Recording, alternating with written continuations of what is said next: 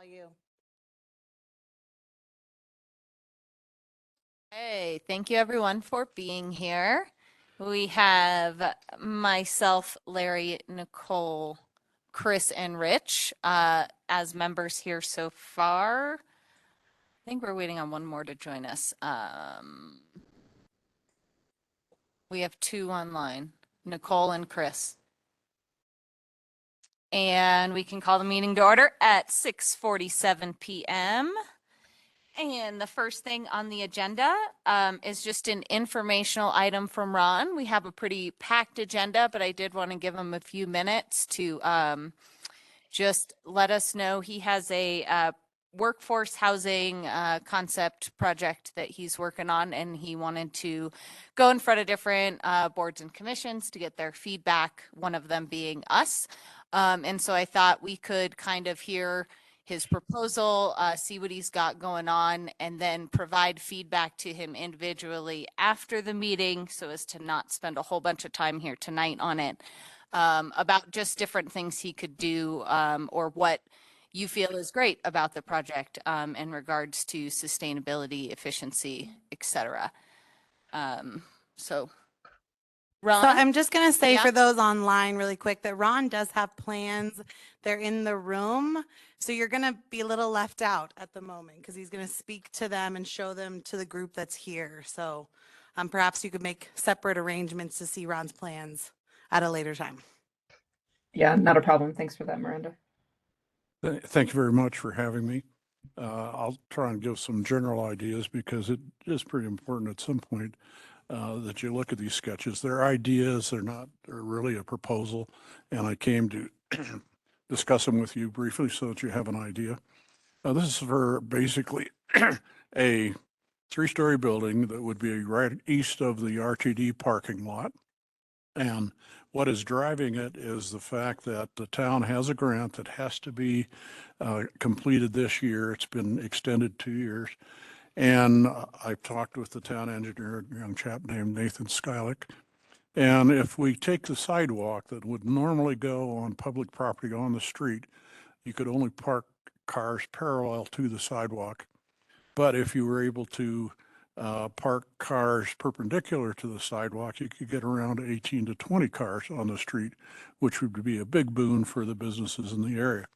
So I volunteered to design something that would put the sidewalk on my property and allow for that angle parking. That was just one concept that's in these drawings. So that's one of the concepts. The other concept is to try and have something that's really green on the front. So I've worked on a design where the rainwater would go into retention ponds rather than outside the building, but actually inside the building. And that water could be used to actually grow vegetation, vegetables, flowers, what have you, on the west side of the building. So that's included in these drawings also. And it involves having canopies that disguise the structures that hold the vessels for the plants and watering systems and things like that, and possibly even sort of a greenhouse effect to where things could be planted earlier and be able to have a greenhouse covering. So those are the three factors that I wanted to present tonight. I do have some drawings, but since so many of you are not here, and they're not finished by any means, they're only sketches. So those are things that I want to include, and I thought, well, I want to start early, find out what your ideas are, what you think of my ideas, and come to the community with something that is reasonably acceptable to the majority of the people. So that's why I'm here. If any of you would like to take a real quick look, I'd be glad to show you. I have the drawings right here. I just want to say from our standpoint, I've just hadn't heard about this until I walked into the room and I had a chance to chat and take a look at some of these drawings. One of the things that was not mentioned, which is very exciting to me, if it were able to come to fruition, is this plan incorporates a number of level 3 DC fast chargers in some of those parking spaces outside the building, in addition to a basement parking lot with electric car chargers in the basement parking lot as well. So I think that, the more DC fast chargers we can get in town, the better that is for people in town feeling comfortable adopting EVs, and also, people driving through being able to stop and charge their electric vehicle here and enjoying the town, and not having all that anxiety that people might have about driving an electric vehicle, wondering if they're going to make it to Central City or Estes Park or wherever else they might be going. So to me, that is a great addition to the plans. Well, thank you very much. I'd like to make some comments too. If you do the math on the charging, the tourist is going to want a fast charge. They want to come see the town, have lunch, and be gone. So the level 2 chargers, which are the slower chargers, would be in the basement for the workforce housing residents that are there, because they'd have keys to get in, that sort of thing. It's more awkward for public parking to be underground, and the public has an aversion to parking in parking buildings. But if you look at the average gas station, I did a little research just sitting at the Quick Mart, and they have about 8 pumps that are normally working. It takes about an average of 6 minutes per car. For the same amount of cars to get the same amount of charging, you'd have to have about 30 acres of land with 2-hour chargers. We don't have that kind of space anywhere at all in Nederland. So we're going to have to look at innovative ways. And I also envision, as I've seen in other places around the country, actually having, in some locations that are acceptable, EV chargers on lifts, where you have maybe 2, 3, or 4 levels of electric charging ports. And I think people have to look ahead at all of the factors that have got to be considered with electric chargers. And the amount of space that's going to take, even for half-hour charging, is considerable. So we've got to figure out systems and ways to do this and be willing to front the front-end cost so that in the long run, it becomes cost-effective. Any questions at this point? Because I think I've taken up my time. Well, I just want to say I'm thrilled to hear this from the viewpoint of adding housing. That was the number one thing I got from when I read in your earlier proposal. So is that true? Is that what we're talking about? We're talking about mixed use, and housing is the biggest component of it, yes. I mean, I saw some big numbers that you were thinking about in terms of units. Well, here's one of the problems with the definition in our codes about a unit. It says you can have 1 unit for 2,000 square feet. So what that encourages somebody to do is to build a 5-bedroom, 2,000 square foot unit, because that maximizes the space. But that's the most undesirable, our housing code study that we had, that's the most undesirable type of housing anybody wants. What are wanted are 1, 2, and 3-bedroom units for people who are working and entry-level jobs.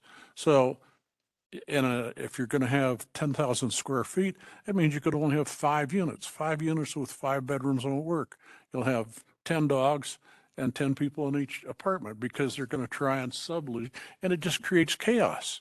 And I keep trying to tell people it's an unworkable thing. So when they get the idea, you have a lot of people who start in Nederland and move to other places, and they don't have high income, and they can do very well in a 700 square foot or 800 square foot studio or buffet apartment, but they can't afford a 5-bedroom unit because it doesn't pencil out in terms of the cost of construction. So how do you do this? It's a mix of different things. And one of the things I've advocated, and I would like to do it now with just a few more minutes, is to say that both the sales market and the rental market in the Netherlands area turn over rapidly at different times. So you get somebody who gets a job, fireman, police officer, teacher, they got to be on the job when school starts.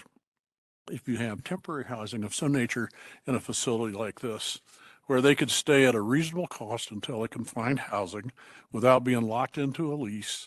That's the most desirable thing they could do. So one thing I would do is reserve a few units for that kind of thing.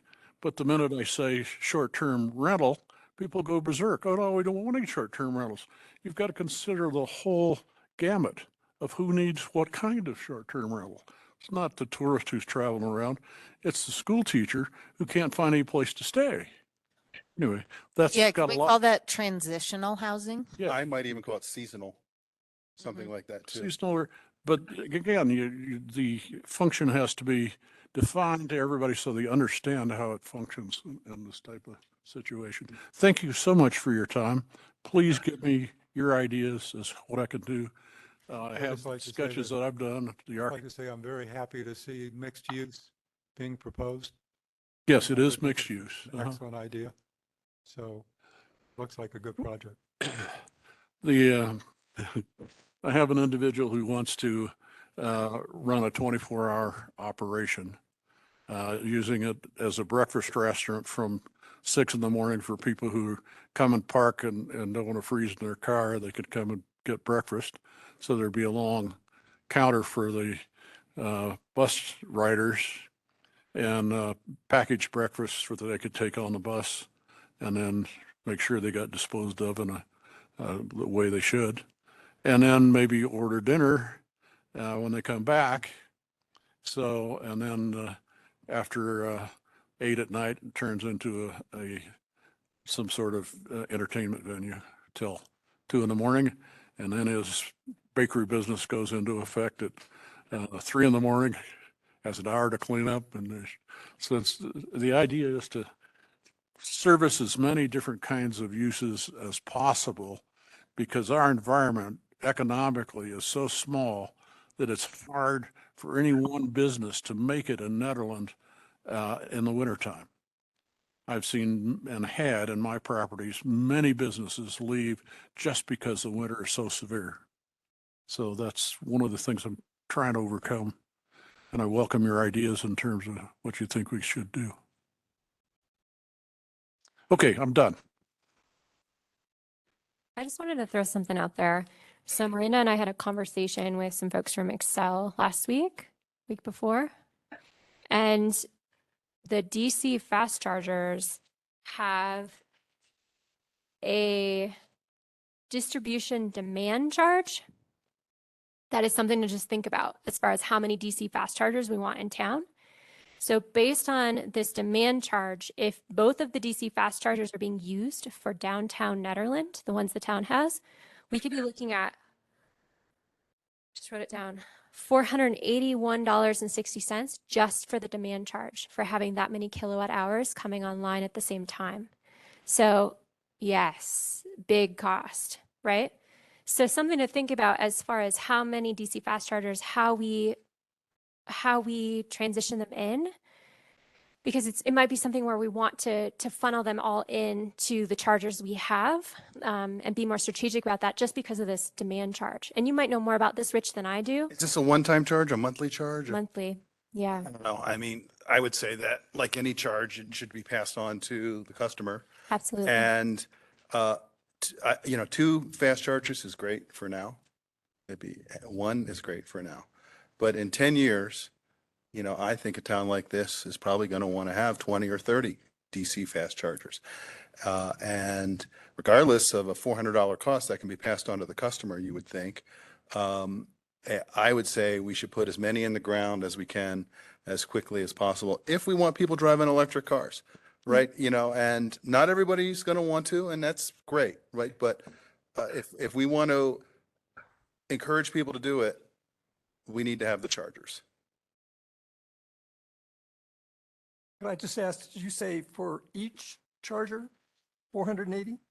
No, that's an estimate, I think, of 160 kilowatt hour pull. For Is that, and Rich, correct me if I'm wrong, I think so, yeah. per charger. per charger? So total, it's a $3.01 per kilowatt charge.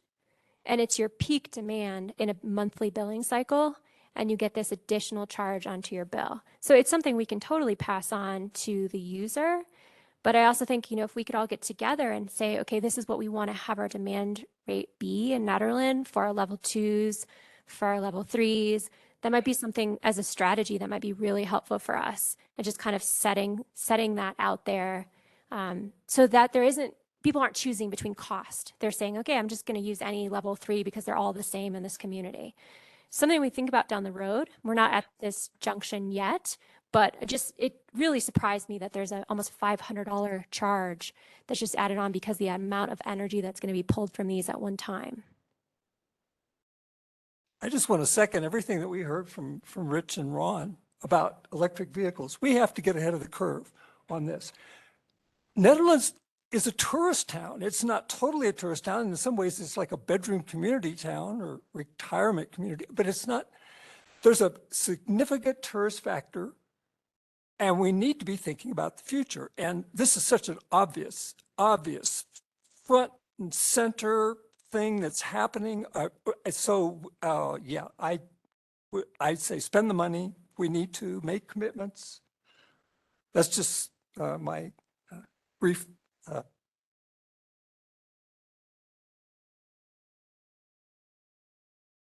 Well, thank you, Ron. And as I said, SAB members individually connect with him, give him feedback, take a look at the sketches. And thank you for being here and running these things through us. Oh, okay, and if you could make individual appointments with me, because I'm working on these sketches, so every day there'll be more on them. And yeah, there's a lot of math involved and some projections that absolutely have to be made. Do we have your email, Ron? I mean, Yeah, remember, it's real simple. It's ronaldamitchell@mail.com, not Gmail. Ron, is it possible to pass those sketches along to us that are here so we can take a look at them? Could I just wait and come back after the meeting, and those who want to stay and powwow about this? Sure. I'd be glad to do that. Okay. Okay. All right. Sounds They're great. very interesting. Well, and again, just rudimentary. Are you discussing something about RTD in your meeting tonight?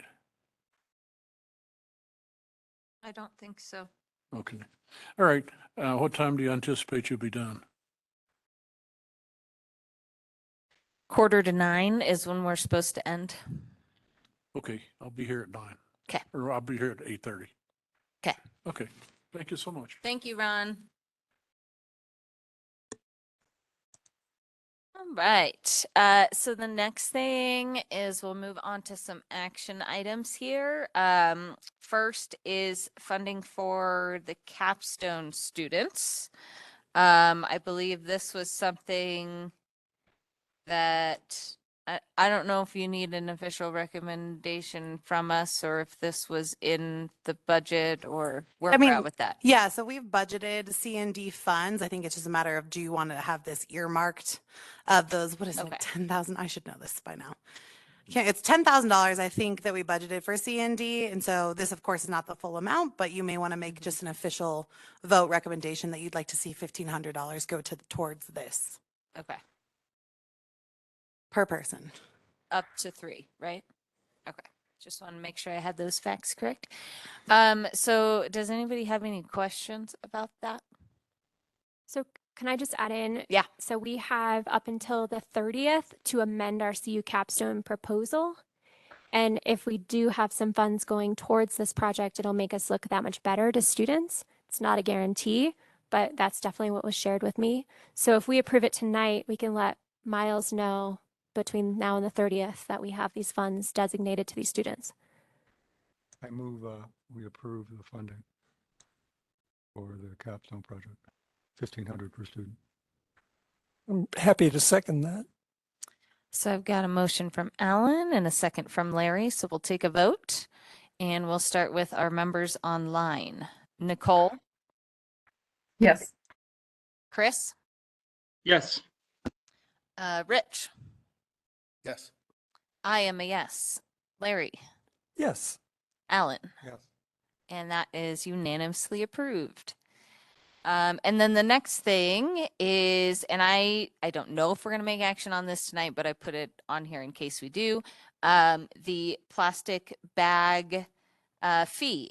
So in the past, Netherlands has had a plastic bag fee, but the program did not run very smoothly. And in 2023, the state plastic Pollution Reduction Act kicks into effect. And so we wanted to have a discussion about when and what is we would like to do as far as Netherlands is concerned in regards to plastic bags and single-use plastic in general. Because we have a lot of small independently owned businesses, they are not necessarily going to have to adhere to the requirement.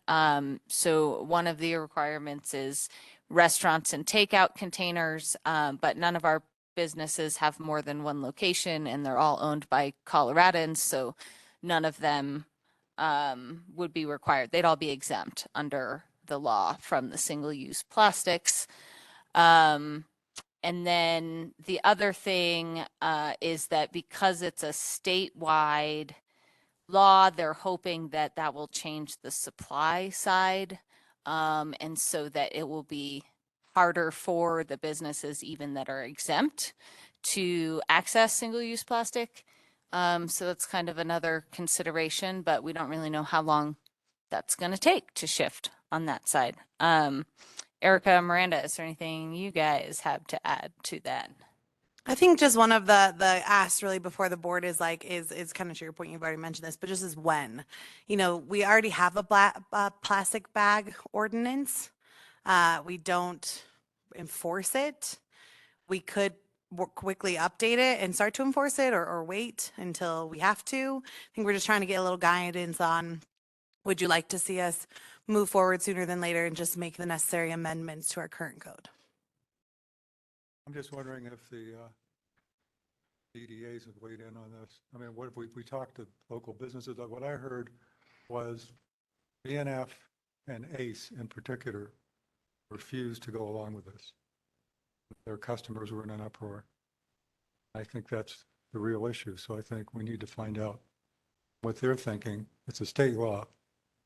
But I do think we need to work with local businesses. It was intriguing to me in reading the link and seeing how some places proposed returnable bags. They have bags given out, reusable bags given out by the business that says BNF or ACE or whatever, and then they hope the customer will bring it back. And apparently, I've heard of this, that where this has been implemented, it's been very successful. Not all the bags come back, but a lot do. And of course, we have a big amount of tourist traffic, so it kind of have to determine, do you live in Nederland before I give you a free bag?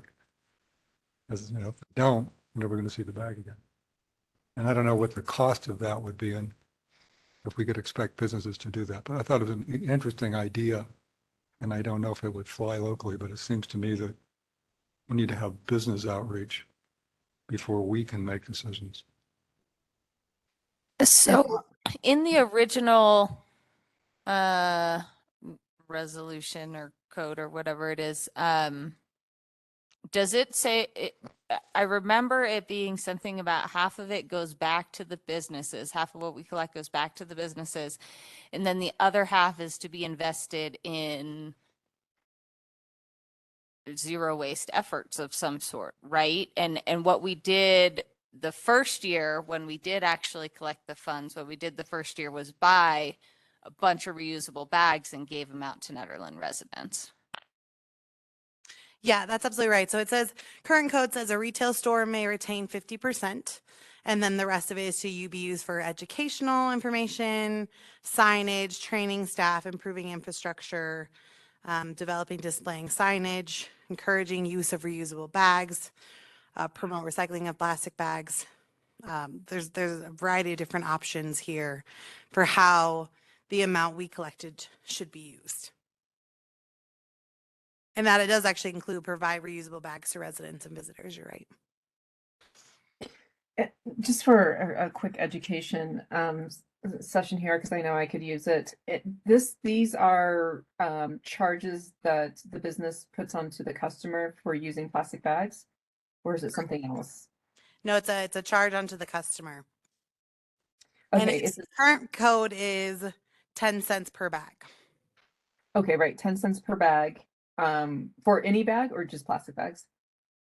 The way the code reads is for each disposable bag, paper or plastic, Paper the or retail plastic? store shall collect from customers. The customer shall pay at the time of purchase a disposable bag fee of 10 cents. Okay, that's what I wanted to clarify, that it's what we have in place right now. And, but we don't know how businesses are using these funds, or do we, Miranda? Well, it's not being enforced. And so smoker friendly pays it. They're the only ones, and it's a very minor amount. But no other business pays it. And it's like, we're not talking to businesses about this code. And I don't know when it hasn't been enforced since I've been here. I don't really know when it stopped being enforced. There was a really heavy, it never went. There was a really heavy campaign. It looked like a lot of great documentation was prepared that Eric and I took a look at. But okay, that's interesting. Melly said it was never implemented. It's in code, but we just don't enforce it. Yeah, and part of that was that we had an intern that did a lot of work on starting that program at that time. And I think it was hard for him as an outsider to really get buy-in with the community. And so the community didn't really buy into it. And the two main businesses that produce the most plastic bags just refused, as Alan said, to do anything. And the town, I think, decided it wasn't worth their effort to pursue this, small amount of whatever it's going to be, and make people upset. And so it never really was enforced. My understanding is that we collected a little bit, maybe in the first 6 months. And then because the two major stores weren't doing it, we decided it wasn't fair to enforce it on everybody else.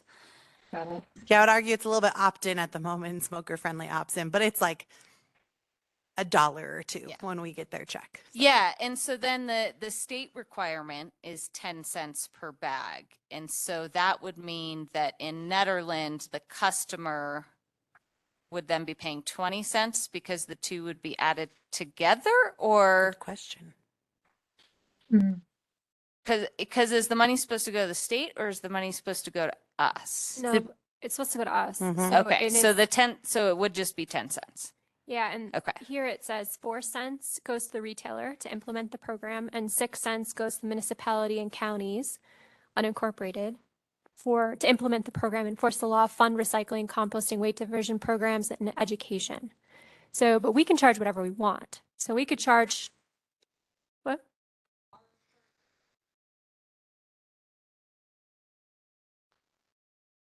Is According someone- to the state, it should be 4 and 6, but we can, because our businesses aren't necessarily under the law. So it's restaurants and small Colorado only stores with 3 or fewer locations are excluded.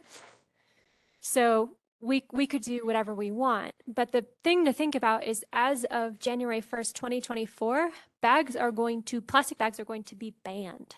So the fee is going to end and the ban begins.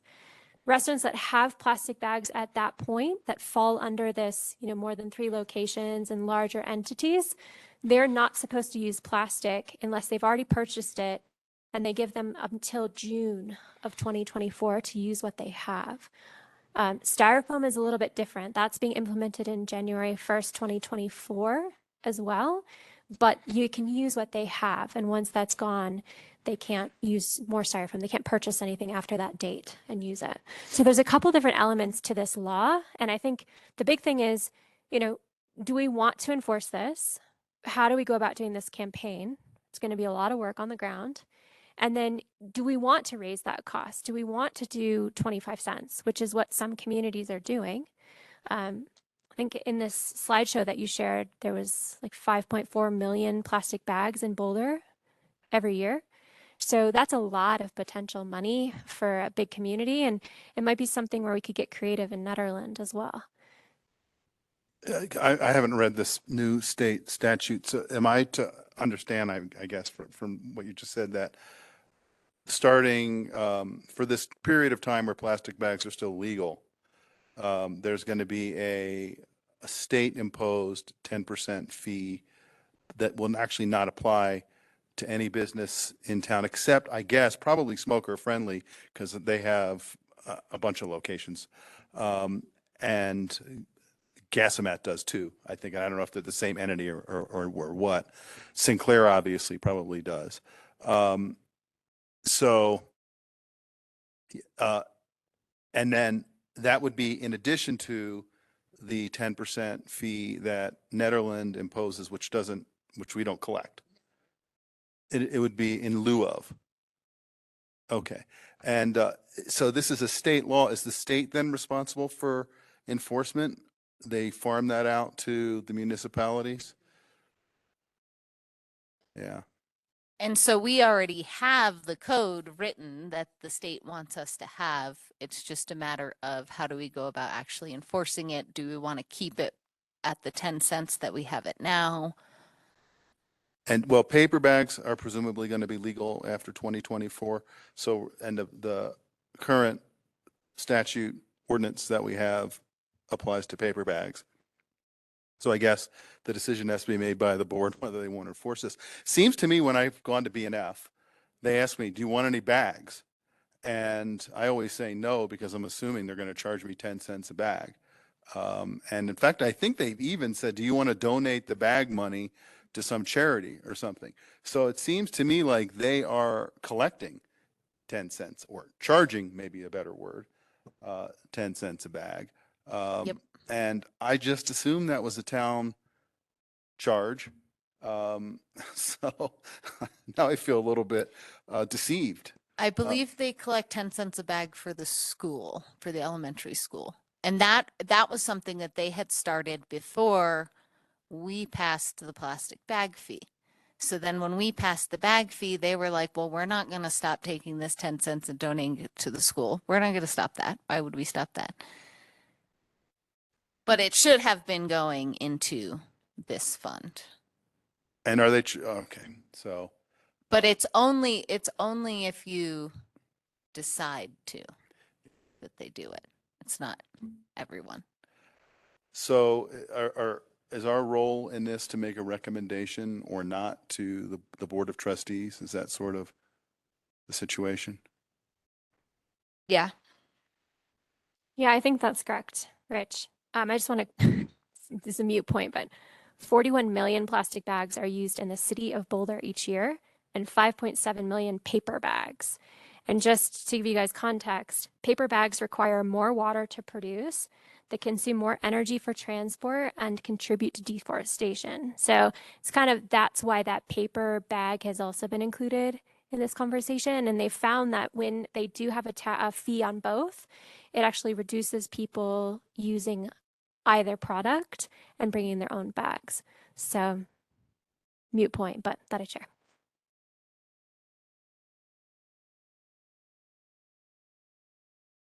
I know that one of Alan's suggestions is bring this to the DDA. We can, of course, do that at their next meeting in December. My assumption is they'll want us to pull together a survey to send to the businesses, but happy to get their feedback if that's helpful, and then bring this back to you all. I will say that the ordinance, I talked to Attorney Madsen, the ordinance we have still will have to be amended. There's some state changes in order to align it, but only a little bit. So I think also maybe I did just send you all a PowerPoint presentation that she attended with some information as well as the link to our current code. I almost think it would be helpful maybe between now and our December meeting to take a look at current code and see what amendments you might recommend when it is time to put it in effect. Just have a question. Miranda? Yes. Go ahead, I'm sorry. Miranda, this is Chris Larson. Hello. I mean, whatever we choose to do and whatever direction we take, the stumbling block we ran into originally and will always run into is enforcement. Like what, from your point of view as town staff, do we have the personnel or the tools in place to enforce any kind of fee? Yeah, I guess I'd be curious where the enforcement breakdown went. My thought is that this is a town clerk thing, and she has to enforce short-term rentals right now, and it can be painful at times, but that would be her responsibility to ensure compliance with this fee. And I would say Macy does have the capacity. It just becomes the unfortunate side of her job if it's an uphill battle. I do wonder if because it was implemented maybe from an intern, it missed that staff backing and then probably just lost its momentum when it came time for us to step in. So if Macy understands what the expectations are, what she's really great at with occupational tax is sending a reminder really early, making it very clear how the tax works, has a tracker to make sure that we're getting the payments in a timely manner. And she does that for business licenses too. So I think she would just use the systems already in place and then do that for the bag fee. Okay, but from your point of view as town administrator, it's not concerning to be, adding an additional level or new job, new requirement upon town staff? No, I don't think this is a big ask because it doesn't impact a ton of businesses. I think it would be different if we're looking at like 50 plus businesses, but we're really not. It's a small margin. But I think there Also- has to be some sort of similar to occupational tax. Failure to comply has Right. to have some sort of weight. There's got to behind be some teeth put into Right. it by the BOT. You don't pay occupational tax, you lose your license. Like there has to be some weight or Mace's enforcement will go nowhere. I mean, that's the challenge is she does have to get to that place sometimes with lack of compliance. And sadly, but can turn to code and say, you're going to receive this fine or whatever it might be, or you potentially lose your license. Does the state have penalties for Nederland if we, Good question. I didn't hear. What did he say? does the state have penalties they would enforce against us for not enforcing?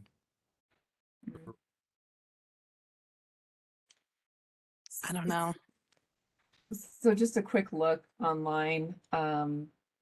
There's been hundreds of cities that have banned plastic, and the charge, when they do charge for paper bags or plastic, ranges anywhere between 5 cents to 50 cents. And Anchorage, Alaska is actually the state that charges the most at 50 cents. And clearly that makes a lot of sense.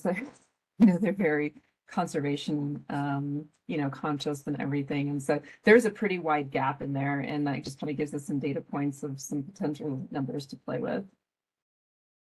And there are, Also- oh. sorry, there's fines outlined by the state as well, part of the PPRA. So you can look to that. Sorry, Nicole, go for it. Oh, no problem. While transitioning folks to go to reusable bags is by far like the best, and knowing that there have been some businesses that have said no way or too hard, whether they're restaurants or, they cater to a high amount of tourists. Have we ever thought about or considered like vegetable-based biodegradable bags as a stepping stone, perhaps in the behavior continuum of at least, having that be a stepping stone and then weaning folks more towards the reusable bags?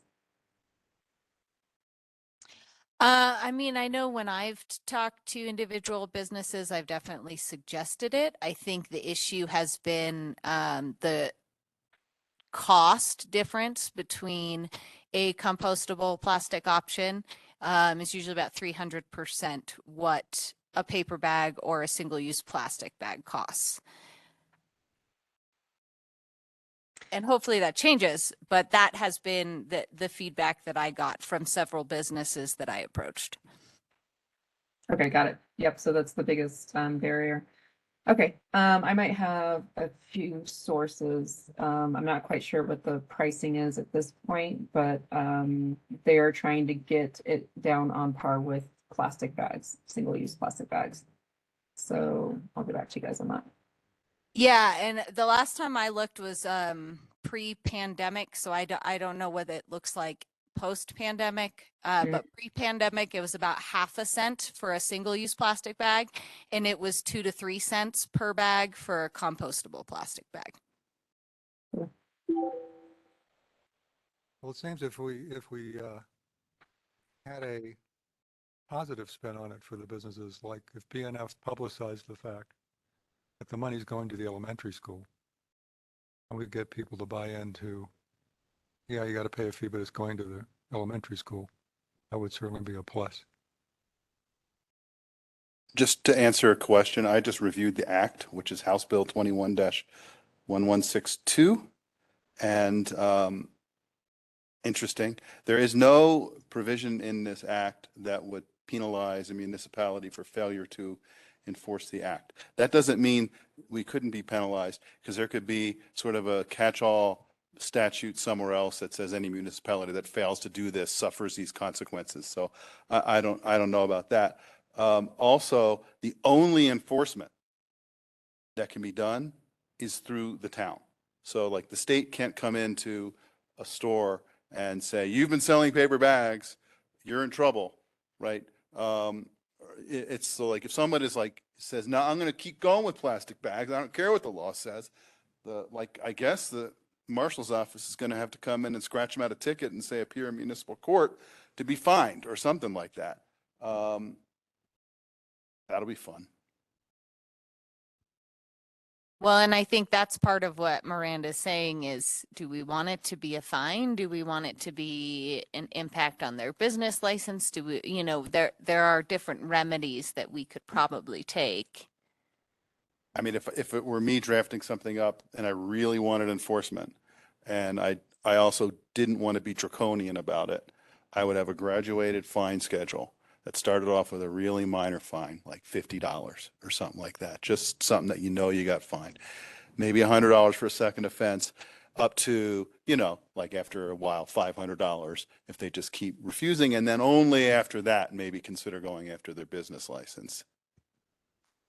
Is this something that's collected quarterly? Monthly? I will tell you, Smoker Friendly sends it to us monthly, but again, they're just kind of doing their own thing. Yeah. And I don't see anything in this act that defines the collection time period. So I think Yeah, I that would be was up to the thinking town. in town Yeah. code already, what do we have in there? Because you know, like you're saying per act, how do you define an act of non-compliance? Each bag that they give out or each quarter of non-payment or? I would draft it each citation, right? And then I would, if it were me directing the marshal's office, I would say, don't go in there and say you gave out 50 bags today and now you got 50 citations. Give them one, let's get compliance. And then keep doing it that way, that each time, you know, that they go in and I guess they'd have to watch them do it, right? Because you would actually have to prove that they sold a paper or plastic bag without collecting the fee in violation of the law. Yeah, It's not going to be all that easy. it's not, because there's also no exemption for anybody who's a SNAP recipient, like a food stamps recipient. And so you can't, it's not very ethical to go ask somebody, did you pay for that bag? And if you didn't, let's show me your SNAP card to prove that you didn't. I don't know. So something to add really quickly is this polystyrene ban that starts January 1st, 2024. And that is all restaurants and schools. And there are fines. The fines, I misspoke, are actually associated with the polystyrene. So they're suggesting kind of a slap of the wrist and then a $500 violation for the second violation, and then up to $1,000 for the third or subsequent violation. But I wonder if we want to think about this plastic ban enforcement as kind of a lead in to the polystyrene. And it's a little bit different demographic, but I'm just kind of wondering if we could start this conversation of, you know, plastics are connected to fossil fuel industry. They're not easy to recycle. They are very wasteful. And then we kind of lead into this polystyrene in 2024, when plastic bags are also going to be, you know, hopefully out of the market as well. Thoughts on that? You know, it seemed like I didn't draft this statute and I would have done it a lot differently, and I obviously had nothing to do with the town ordinance, but I really don't like the idea of the criminal law being used to enforce this in any fashion. I think it should be civil. I think that, you know, we should actually have to go to court and you know, have a court order them to do it or something like that. Because, you know, let's say they don't pay the fine. Let's say they don't pay the fine. Are we going to ask that they send someone to the county jail for selling a polystyrene thing, for contempt of court for failure to pay the fine? Miranda, do we already have something about non-payment of municipal fines? Not putting people in jail for that, right? Yeah, there's a section of code about basically violation of town code that results in fines. And it's actually referenced in this code. This code needs some work because it does not talk about, it actually has a whole section on fees that would be charged for failure to comply. It's not very clear though, and would need to be a part of our fee schedule, but Yeah. there is some reference to that in this current code. When it comes to enforcement, I'm thinking about 2024 and this tremendously wonderful ban that's going to occur. To me, that's the big deal. And I don't even, frankly, and I'm the zero waste subcommittee chairperson, and I'm thinking about this from that perspective. And I heard Alan talking about outreach to businesses, and I'm thinking, yes, that's absolutely what's needed, a positive outreach. I absolutely want to hear from DDA on this. I mean, my gosh. So my guess is they're not going to be that enthusiastic, but 2024 is coming right around the corner, and that's a ban. And so I one question I would like to pose to Miranda and Erica and Rich is, do we need to be thinking about the implications of that ban being enforced in 2024?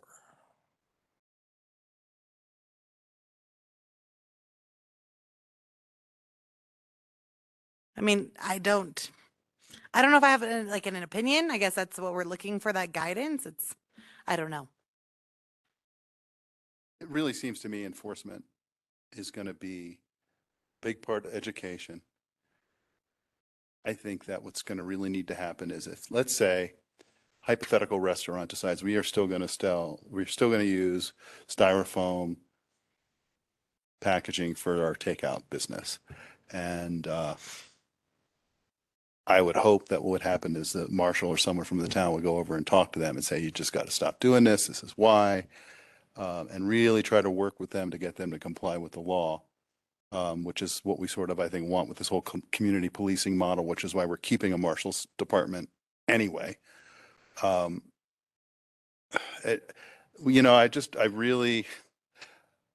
can see it getting really not working out pleasantly if we go in and start giving people tickets for selling polystyrene without making every possible effort not to.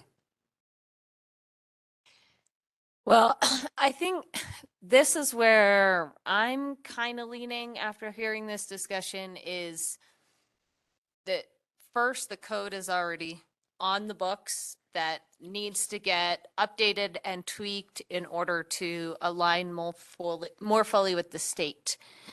I would say that we just work on that. We get the code updated so that it aligns with the state. And we plan on the entire year of 2023 getting more businesses to basically opt in, and then also telling them starting January 1st, 2024, there will be these, you know, fees and repercussions. Basically a moratorium for 2023 on any fines. And then starting January 1st is when we would potentially look at that. And so in 2023, we'd stick with 10 cents. And then at the end, we could decide, you know, if we want to go up with it or anything.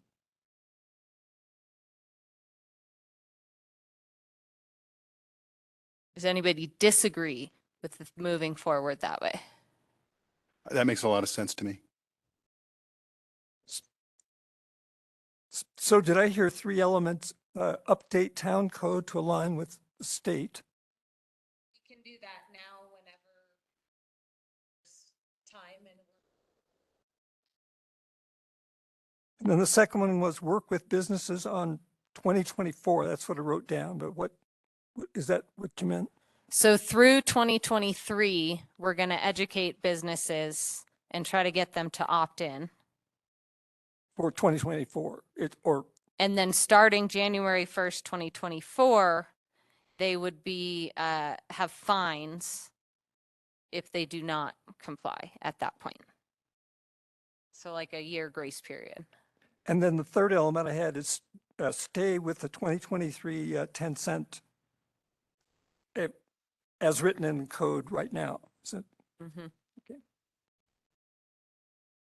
So another piece of that would be in 2024, ideally, there's no plastic bags for these businesses that are eligible under the bill. So do we want to have any language as far as, we're going to implement a 10 cent paper, we're going to actually enforce this in 2024 for paper bags, but we don't want you to have plastic bags given the state's goal and this bill passing. Yeah, well, I think that's one of the things that we have to add in to comply with the state law is paper bags. We already have Right. paper bags in our ordinance, right? Correct. Yep. Oh, they are. Yeah. Okay.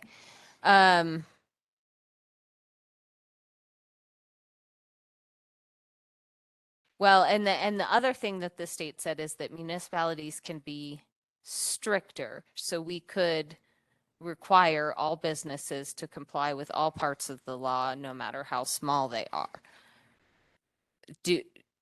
If we do that, we need to educate people on why we would want to. Or we take the state baseline minimum. So businesses, I think that would come under the purview of this law would be Ace Hardware. Is it, I don't know, is that, I'm not positive on that. It's a franchise or is it? yes. So yes. Big, does that- big, yeah. big. Well, public does Ace company. own it or is it a local company that just licenses Oh, the I'm name? sure they're franchisee. Yeah, yeah. So Franchisee. that probably still is required under the Yes, law. it So would be. Ace, probably smoker-friendly gasomat, Yes. probably the other gas station. And I can't even think of anyone else that might. Yeah, Mm-hmm. okay. So it's just this really small group of businesses. And one part of my mind says, there's a reason that the legislature set off these exemptions for small businesses, and we should respect that. Another part of me says, boy, they sort of have an unfair advantage over everybody else, although it's a really minor unfair advantage. Boy, I'm glad I'm not on the town board having to make that decision.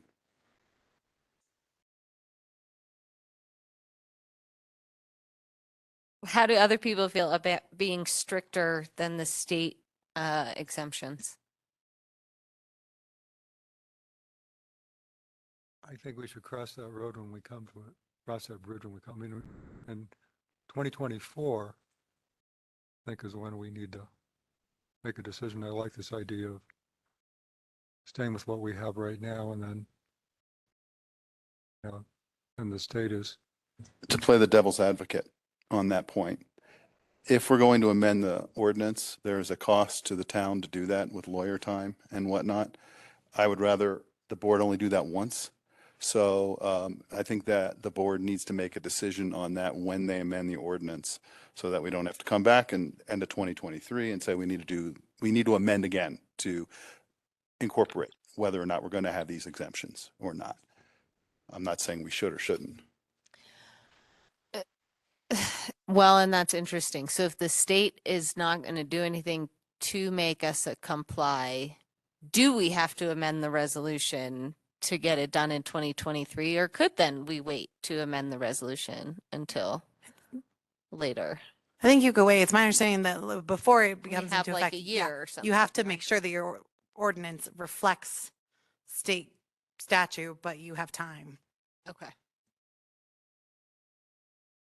Well, so then is it an option we do nothing for a year?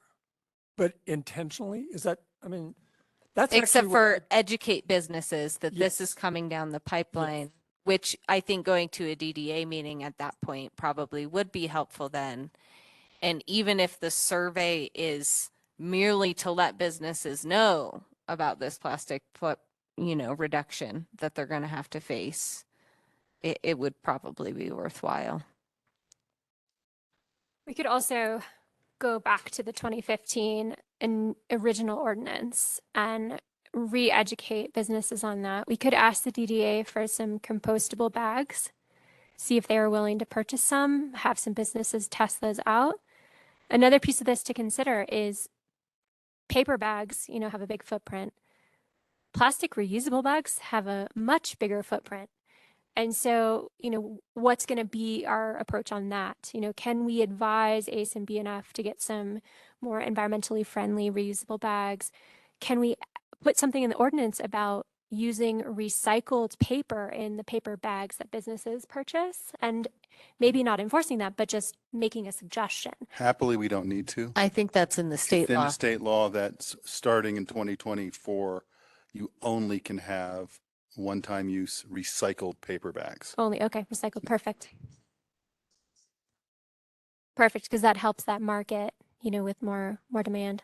Okay, that's great. But those reusable plastic bags. But having like a go-to option of this is what you guys ideally should be getting instead of paper and plastic bags. But I'm also wondering, could the DDA maybe support with compostable bags in the meantime, that transitional bag like you mentioned earlier, and if they do have some funds to maybe put towards that. So it's not just we're saying you need to do this. We could say, here's some options you could try. How can we help support you in this transition? I'm a favor of cloth reusable bags.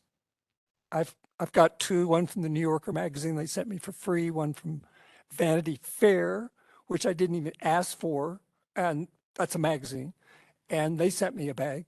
I've had those bags for like 6 years, 7 years, and when I take them to BNF, they always ask me, do you want to donate your 10 cents? And I'm always say yes. And they don't actually tell me what it's for. And they do it in a very perfunctory sort of way, kind of like, I need to ask you. And so I'm totally happy as a consumer right now. But as a zero waste subcommittee chairperson, especially listening to Alan earlier, and now just thinking about the implications of this, it seems to me that really our subcommittee needs to now adopt a 2020, get ready for 2024 Nederland program, pretty much along the lines of what Melody was talking about. And that I think that should be the thrust of what we're doing organizationally as a town for 2023. And I'm just kind of wondering if we could just like put this 2023 business aside, especially and dragging lawyers in to have to reboot things. I mean, why would we do that? I mean, frankly, I just, that's my attitude, but I'm kind of willing to go. This is just very good news. I hope we recognize this. The 2024 ban, that is a big deal. So I'm just totally excited. Yeah, that's great. And I think it gives us a good opportunity as we're outreaching to businesses about the plastic reduction to also approach them with composting at the same time, since hopefully that's going to be available to them soon. Yeah, just another piece Yeah. of context. So in the mid-90s, there was a ban that was passed that limited municipalities from restricting plastic packaging. And so that was repealed in this recent Plastic Pollution Reduction Act, part of what we're talking about now.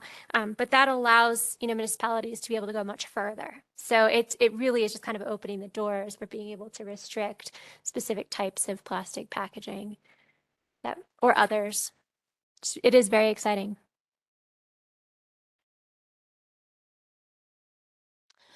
All right. Anything else on the plastic bag fee?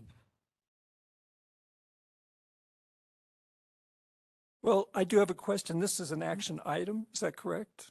So are we supposed to do something? We did not make any action, no. I move that we take no action today. I don't know if we need to do that. No. It's just tabled to future stuff.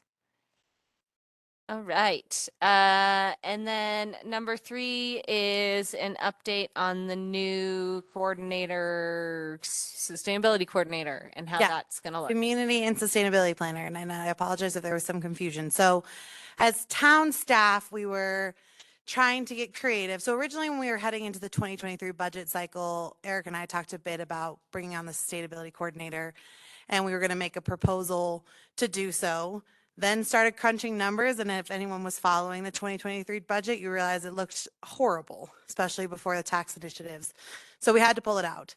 Didn't really even bring it forward. Of course, the goal has always been to try to figure out how to bring that position on. Cynthia Baki is no longer with the town of Nederland, which opens up that planning building. I think there's an opportunity there to enhance that job. That job didn't necessarily have 40 hours worth of components to it. And so in trying to reimagine it, thought there's a lot of crossover between planning, building, zoning, and sustainability. So could we make this kind of hybrid, test it out for a year, let's see what happens, allowing that role to come internal, to have benefits. And so it's this community and sustainability planner. So what it is half planning and building. And so it is, clerking for the Planning Commission, Board of Zoning Adjustments, processing building permits, working with people on their build and ensuring compliance with current code, working on code amendments like energy initiatives, and then also doing everything the sustainability coordinator does. I don't think I need to recap what that all is. It's a gamble, and I recognize that. It was kind of like, let's see what happens. And so I talked to every single board member. I had unanimous support of giving it a shot. So we did just kind of have to pull the trigger and post it. So it's out there, which is why my email, I think yesterday, was like, sorry, we can't change it because it's already out there. Kind of when I've talked to a few people, if it works, then great, you're gaining momentum, and then maybe someday sustainability can break off on its own and planning could go back on its own. I know some people have concerns about, that's a lot, right? The job description reads like a lot. What I will say is Safe Build's whole planning team is now involved with the town of Nederland, and so they've taken on plan reviews. Historically, we've done some things internally, but we have a gentleman named Travis who will continue to help us. A lot of planning and zoning is really kind of paper pushing, to be honest. It's uploading things in the system and kicking them over to other people. And so between Safe Built, JVA, myself, Peter, who processes all one-stop building permits, there's a whole team built around this person, in addition to SAB and Zero Waste, that I think they could be really successful. And it's not like a one-person show, hope you do well, we're throwing you into it. It's really creating a lot of structure around that person to try to make this successful. So I think just would love to answer any questions you all might have about it. Job is open until December 9th. Couple things I will say is it does take away the match for Erica's position. So Erica is aware that that is the case, and that the hope is that Erica applies. But it does take that away, and currently we have the position funded fully under our budget. We'd love to take the $15,000 match and help to offset that. Or we go back to Leah and say, never mind, we can make it work. Can we adjust how we use those funds? Right now, the grant, though, that was submitted by Erica is for the sustainability coordinator position. And we have yet to go to Leah to explain the future, because we also have to make sure the applicants are there. For some reason, applicants don't apply, then we're back to the drawing table. And I didn't want to get into it with Leah about what we don't know if it's possible yet to make it work. We have to see what kind of applications come through. Questions? I don't have any questions. I just will reiterate that there's an exciting piece about this of having the person that's dealing with new buildings and permits and planning and that kind of stuff with good environmental and sustainability background. And then the concern is there really enough time? Because ideally, as we've been looking at this position and wanting this position, we want somebody who's spending 40 hours just on collaborative community initiatives, et cetera. So I don't know how I feel about it. I'm happy to see how it goes for a year. And yeah. Yeah, I think that's just really to chime in on that. I do know that that's always been the goal, right? Yeah. But now we're 2 years in, we haven't been able to make it work. So the thought was let's just get it in the door. Truth be told, my philosophy was always get the position in the door, and then we figure out what we need to do from there, but we need to get it into the budget instead of keep letting it pass down the line and down the line. And here we are 5 years from now, still haven't figured out how to fund this internally. And so that was a bit of my motivation of getting it in the budget, getting that person on staff. If then it's not a match, we then can have the conversation with the board about splitting it out, but at least it's a part and we've given it a shot. I will say, I know Erica had shared with me, some people were concerned. I would say if anyone knows the planning and building side of it, it's me. And I do feel it is very doable for the sustainability coordinator to do the amazing things that they've been doing, plus take on this other component. Because the other component is not as, I think, as big and as severe as maybe it's come across historically. Yeah, I understand that part. I think it's just more, instead of taking on even more sustainability projects, they're taking on this. Totally understand. As far as the workload, how it's currently written out, what would you say the percentage is of spending time on sustainability related work versus permitting? 60-40, 60 to sustainability. Here's what how I've shared it with the board, and it's not always the greatest example, but I say it. I always feel like Peter and I have been able to cover this just fine for the last month.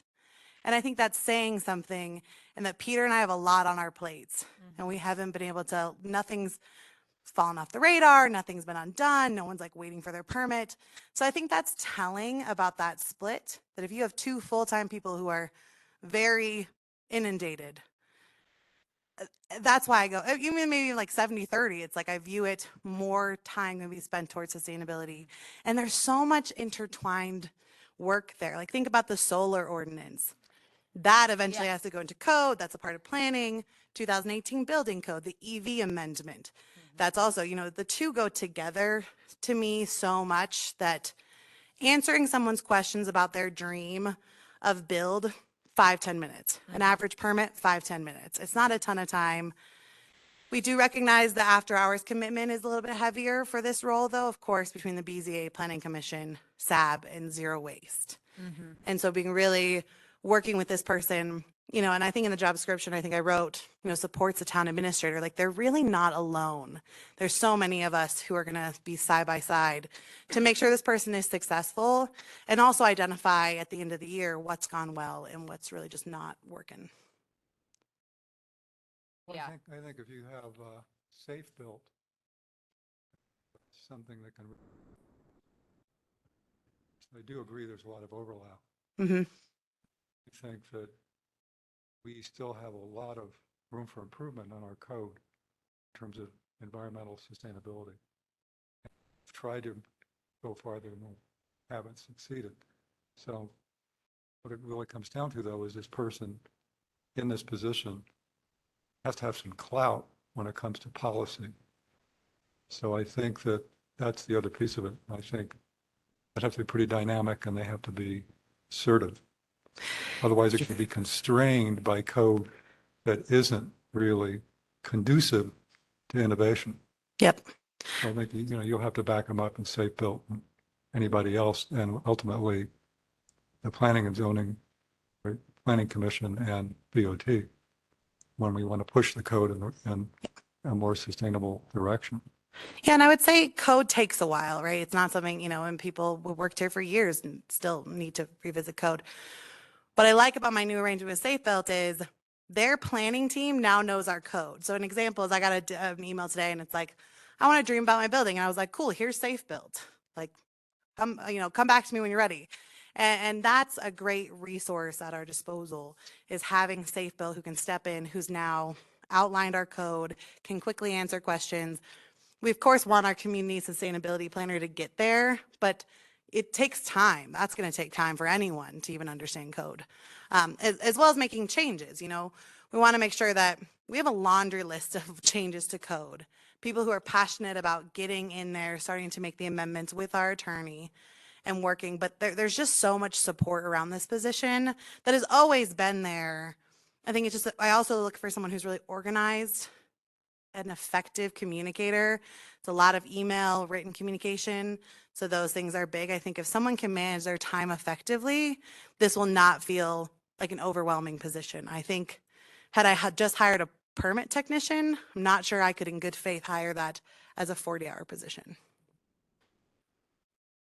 Yeah, well, I'm just thinking, you know, as far as going to the county, if we can say that this position is 70% still sustainability coordinator, then I think they'd be a lot more likely to say, okay, we can amend this and approve an amendment to the grant and go forward. But if we come to them with, well, it's 50-50, maybe 60-40, it's almost backwards from the 30 hours we had at that point, you know, and the county wants to see progress with this position to fund it. So I think that's another main consideration Sure. in just the breakdown of time doing different duties. Could you explain the 15K matching grant thing? I didn't quite get that. Yeah, so the current sustainability coordinator is funded in two ways. There's a $15,000 grant through Boulder County Sustainability Grant, right? Yeah, that's what I'm calling it for now. 18,750 comes from the town of Nederland, right? For a total of 33,750. Okay. What is changing is now we took that 18,750 in an effort to make the budget survive, right? We didn't want to just cut. My concern was we were going to start cutting positions altogether. So this is a way to cut that as a savings, roll it into the community sustainability coordinator. But that is the gamble here, right? Is that we don't have a match now. So if this doesn't work, and I'm going back to just hiring a permit technician, there's now only $15,000 set aside for the sustainability coordinator because the match, our match is no longer there. When you say doesn't work, what do you, If we don't have qualified applicants by December 9th, and I'm not going to hire someone who's not the right person for the role. So if we don't have qualified applicants, then I think we're having to go back to the drawing board. And that's a little dicey, you know. by December 9th? By December 9th is the current timeline for the applications.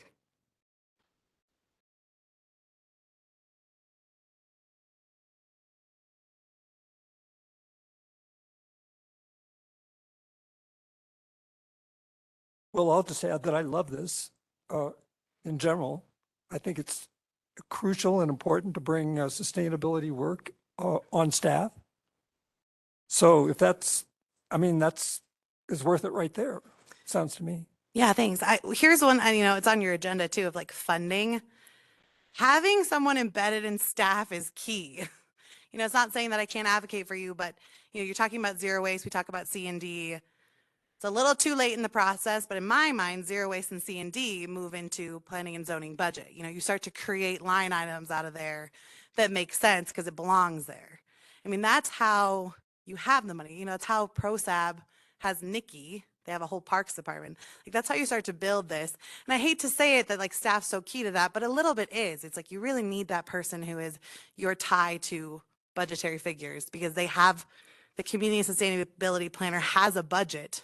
They will have a budget. You know, they have those line items and can come and talk to SAB using their budget, not trying to borrow from parks or someone else, using their financial means to fund the projects that are being created by Zero Waste and SAB. It's another motivation for me of why I also did it this way.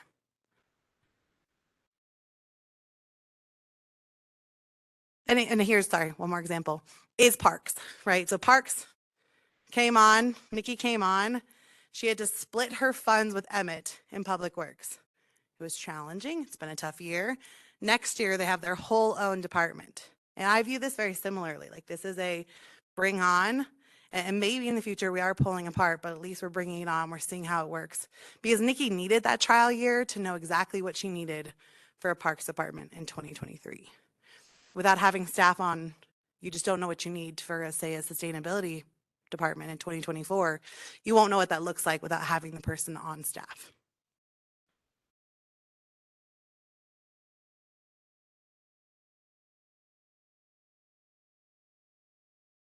Does anyone online have any questions or comments about this? The only thing I'd add is that, when I first looked at this, I was like, oh, this is a really creative response of how to address the vacancy that we have. In the zoning, that role, and then also how to bring sustainability into a staff position, because I agree with Miranda, like having that backed up with the teeth of being a staff position. It helps from a budget standpoint, and so it's that that milestone, or that step that we can take, like she had said, in order to, make it more full-time. So I really appreciated the creativeness with the idea. So, and as it's already been discussed, a lot of the roles can kind of collide with each other. And I know I would also like someone with an eye towards sustainability, looking at some of those building codes.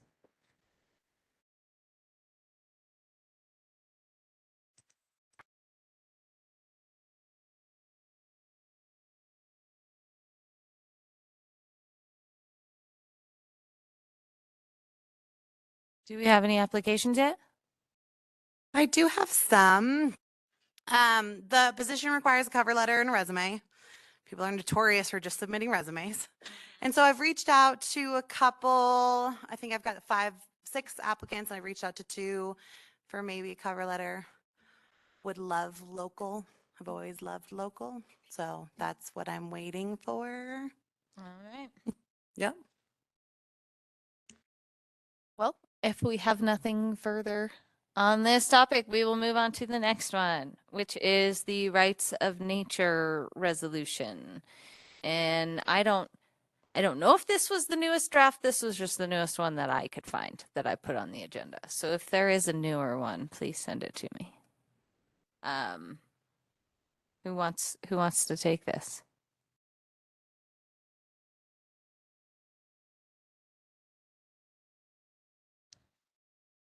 Did Alan or Rich do any work on this since the last meeting? Can we give a quick overview of sort of the difference and why we're reassessing the rights of nature that was passed already? This is not reassessing the one that was already passed. So this is a resolution enacting a set of guardians that are charged with monitoring the watershed and providing an annual report So this as is a way to try to put some action and teeth behind the one that was originally passed. right. So this guys, the one that was originally passed had the Guardians thing, but it was never fleshed out. This is sort of the build on next step. Yeah. Correct, yeah. We pretty much had the other resolution passed. This is just saying, how do we create a subcommittee of SAB to be guardians? We agreed in a previous meeting that all of SAB will be the guardians. And then, as we have with other issues, we create a subcommittee, which is basically 2 of us, Rich and I, will be the subcommittee guardians. So I don't think we need to have any debate on the previous resolution that was passed.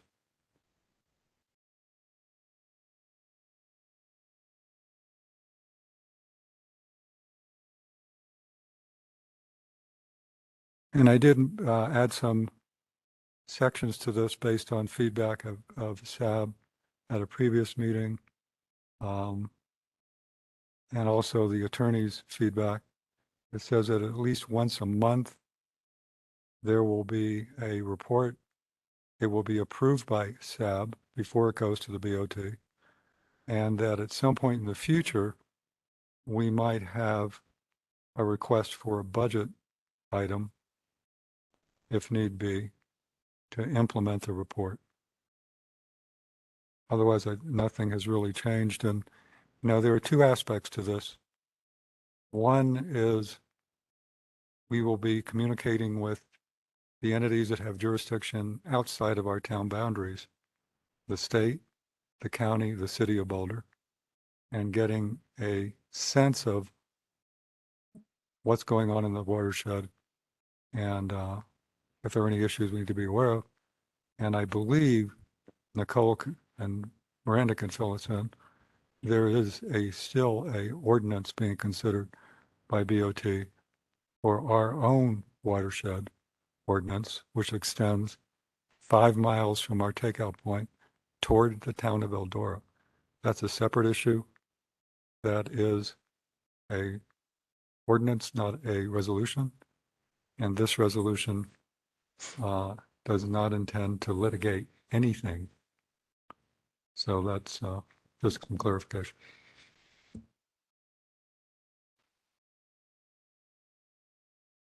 Do these changes to the resolution that I added based on SAB and legal feedback look okay to the board? The only thing I have is, as one of the putative members of this subcommittee, is I'm just wondering if a monthly report to the board is overly ambitious. And I don't, that would just be another, especially if the board has to approve it, which is just another item on our agenda, which is usually pretty full anyway. And I might just suggest quarterly, which I think would work better. Yeah, I think it's the nature of SAB that the subcommittees report in. And so I think whenever we can, we will certainly inform SAB of what Yeah. is going on. For example, there will be a hearing in January on the Cross Gold Mine that the state is conducting. And we'll just listen in and see what they decide and report that back to SAB. We are not participating in that hearing. It's not appropriate. But we will hear what the status is of the cease and desist, the status of the water purification system, and what the state thinks or enacts, and report that back to SAB and the BOT. So that's one example of something happens, we hear about it, we report it back. It gets put into the report, and we'll be monitoring other state activities along those lines. And then I want to check in with the county and the city to see if they have any comments with respect to anything the state does, or if they're doing anything in addition. And then we report that back. So it'll be an ongoing process, but I don't think we have to say we'll in here that it's time driven, because we want to keep everybody informed. So I don't think we'll be budgeting for mules and shotguns and riding the watershed. Even those, Were you talking about a monthly report to BOT? Is no, that what? SAB. Oh, okay. Oh, I misunderstood. I thought Yeah. you meant a monthly report actually to the Board Well, of the annual Trustees. report to Right. SAB and BOT, Got it. and then updates as they occur, as information presents itself. I misunderstood. Thanks. Yeah. But the formal report will be to SAB, and then we will discuss it and approve it as a group before it's presented at the BOT. And Nicole will be listening in as a BOT member. If any questions or concerns. I don't have any questions. I just say that I like it much better how it is now than the last one we looked at. This title is a little bit different. It looks like between Attorney Madsen and us. I think that's clearer than it was the last time I looked at it. And then as far as stating the names of the guardian appointments, I don't think we need to do that in here. I don't think You that know, that'll be, shouldn't be that there. will be elsewhere. shouldn't be in there. It has Right. to be changed. That's if the only thing. People change. It's ridiculous. It can just say the guardian shall be the SAB, and the SAB shall appoint a subcommittee of 2 individuals to It'll just act in their behalf. And that way, whoever it is, it's just an appointment. We don't have to have a new ordinance every time we change a name. Yeah, so section 1, guardianship subcommittee will just end at the SAB can choose members to serve as guardian subcommittee, period. delete the last sentence and it's good to go. Is that okay, Ellen? Yeah, But- that's great. We don't need to have our names in there. So my only ask would just be just a clean version, because we do have this slotted to go before the Board of Trustees on the 21st, whatever the second meeting is. So just the 20th, just getting a clean version would be great. Because I think all the ones I've seen out all have track Okay, changes. I'm not a word processor. I don't have these. I think all we gotta do is approve all these changes that are in the Google Docs and it should come out the way we want it, right? Yeah. I can try to do that right now. I hope move so. approval. Do you want to keep a copy though? Do you want to make a copy and then approve changes? I know you can also get history in Google Docs, but does that not I matter? can do that.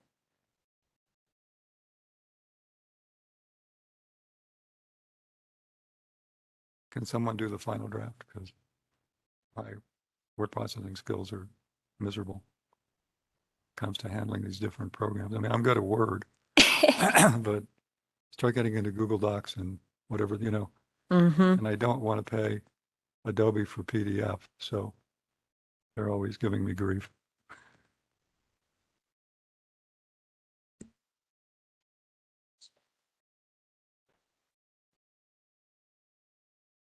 Okay, anything else on that resolution, the Guardians?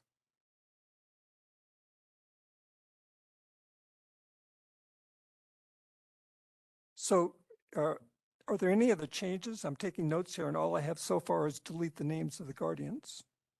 So any other changes to what we're aware of, or was that it? That's it.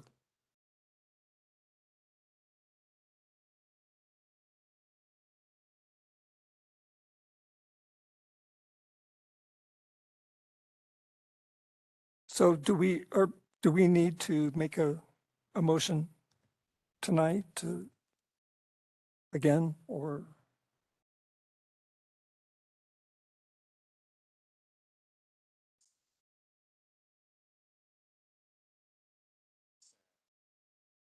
Second. And we will call a vote. And we'll go backwards this time. Alan, Yes. Larry, Yes, I am a yes. Rich, Aye. Nicole, Yes. Chris. Yes. All right. So we will get this done and sent out shortly. And the next thing on our agenda is a sustainability coordinator report. All right, just jumping in here. So I was gonna start with my November staff report, and just give you guys some updates based on what is in this document. But I'd love to hear, for those of you that were part of these meetings, if you feel comfortable kind of sharing. So maybe Rich, if you want to start us off with the pie update and the mailer. Remember the puppies? The mailer, I remember. The pie? Yeah, so it's Partners in Energy is the Oh, program. okay. Yeah. Okay. Like, what is the pie?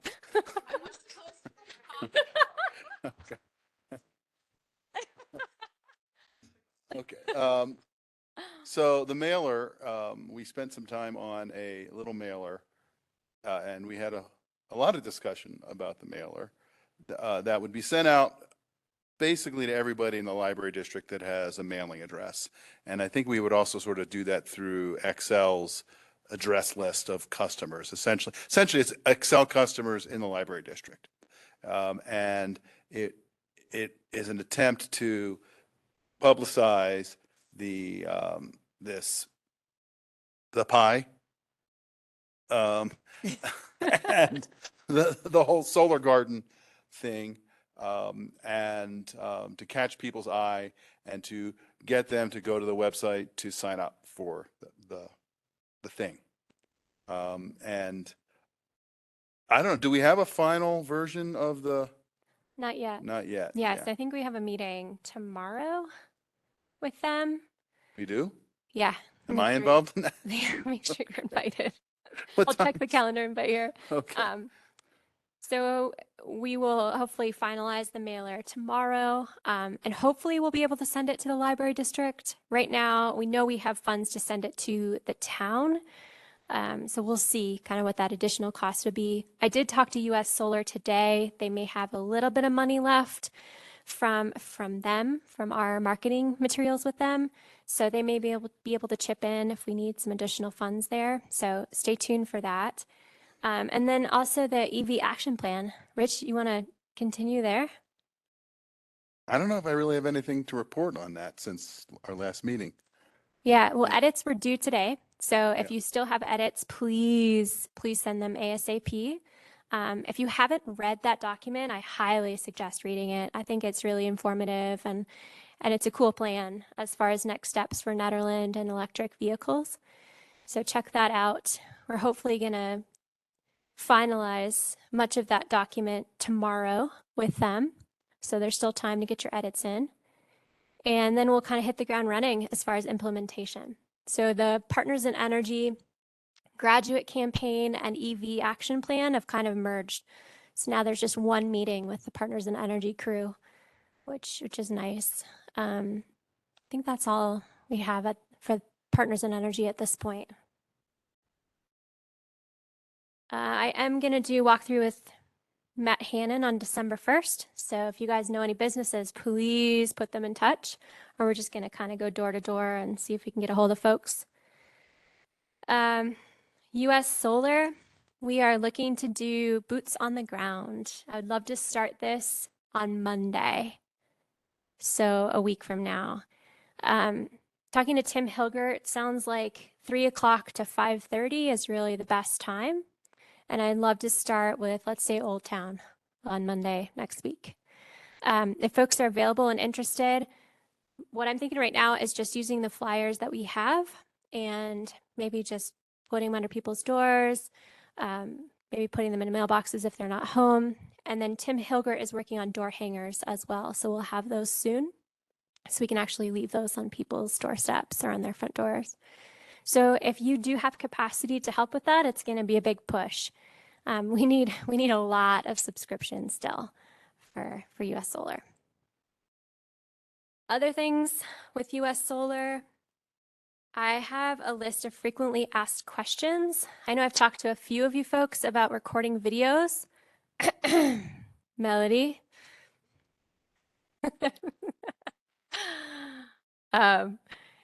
And so if you have a second and you want to tackle one of those frequently asked questions, that would be fantastic. We're looking for like 15, 30 seconds, something we can put on social media, just talking about why you would sign up for US Solar. And, it could be about your own experience. It was really easy to sign up. Tim called me right away. I was confused at first, but I've seen, I guess nobody's really seen savings yet because it's not plugged in. But I received my gift card in the mail and I'm really excited to support a local nonprofit. Just things like that are really helpful. And we're going to try to do some more social media marketing in this last month with US Solar. We also are going to be at the lighting ceremony this Friday and then at the holiday market with the Zero Waste crew next weekend, the 10th and the 11th. So come by and pick up your holiday gifts and come say hi at the table and maybe volunteer if you have some time. There's a holiday market? What was that? There's a holiday market Yeah, the 10th and 11th. in the building? Yeah, Okay. yeah. There's going to be a lot of great businesses. I know a friend that's a potter is going to be here. She has beautiful stuff if you're looking for coffee mugs for gifts. And music. Great. And a dance recital. There's going to be a dance recital? Wow. All right then.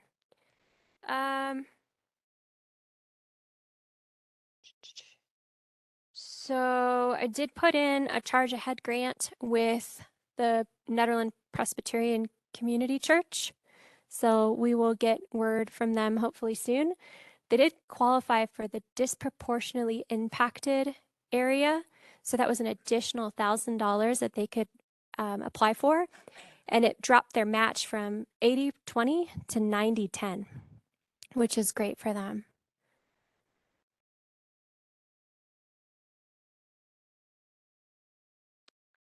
I think that is all on my list. We did have the tourism meeting. Gosh, I feel like last week was just a blur. Reimagine destinations. When was that? Feels like forever ago. Yeah, Reimagine Destinations was fantastic. Talking about what can you speak to that a little bit for this trip? Sure. I think Responsible recreation Yes. is definitely a big theme. Yes. agreed. So we brought together various stakeholders, business owners, nonprofits, representatives from other boards and commissions to talk about what it means for tourism in Nederland and relate to that kind of that sustainable, responsible tourism, welcoming the guests who are coming, not necessarily trying to create, a destination where we ask for more, but they're here, they're coming. We just have to accept it. And so how do we do that in a meaningful way? How do we encourage businesses to want to come and operate in Nederland? How do we ensure that when our visitors are here, they're being responsible, taking care of our open space and our lands, being sustainable in the way in which they interact with our community? And so what will come out of that is kind of a document summarizing everything we talked about, as well as an action plan. We then received under this grant 100 free consultant hours, as well as money to do kind of a marketing video of like, what does it mean to visit Nederland? Welcome, now that you're here, here's what you need to know. Lots of fun ideas came out of it. So I'm looking forward to seeing that document when it's all said and done. And this is a Colorado tourism grant that the town received for this program. That Miranda applied for. Thank you. Yes. Any questions about that? So I did just remember. So we had talked about electrification goals and the Go EV commitment. So I think with the EV action plan, it'd be great to look back at that in December or January. So can include some more information on that specific commitment for everyone, but it does tie into our EV action plan that we're hopefully going to finalize soon here. So I think that's a good connection there. And then as far as this electrification goals, so I just received an email from Zach at Boulder County, and they're looking at doing a Boulder County and potentially Front Range wide electrification collaboration.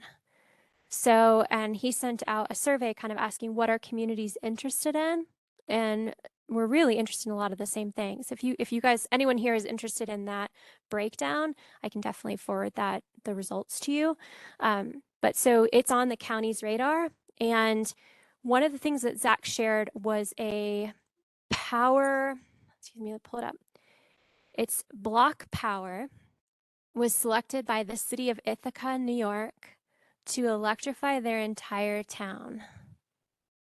And so there are big things happening right now on the municipal level as far as these large commitments. So I'd like to wait, kind of see what Zach comes up with in this conversation at the county level. But I do think it's something to keep in the back of our minds and just keep gathering more information about. But this Block Power commitment with Ithaca, I think, is really interesting, and I can forward it along to you guys if you want to read more about it. What does that mean to electrify the entire town? Yeah, so they're weaning their entire city off of gas and moving towards all electric power. Yeah, and I don't know more of the details. I don't know where EVs fit into that, Rich, but it's basically moving away because the electric grid can be transitioned to renewables, where that gas component is a much more difficult transition. Well, and in Ithaca, they use a lot of number 3 oil, straight heating oil and heating boilers. That's in a lot of New England. We don't have as many of them here, but. Yeah, thanks, Melody. Didn't know that. Zach is at Boulder County. Yeah, Zach Swank. Does he have a title that you know? Oh. Yeah, let me pull it up. It's been changing. So it's Zachary Swank, and he is now the Deputy Director for the Boulder County Office of Sustainability, Climate Action, and Resilience. That's their Oscar team. For the county. Okay. Yep. Mm-hmm. Thank you. Yeah. Questions there, comments?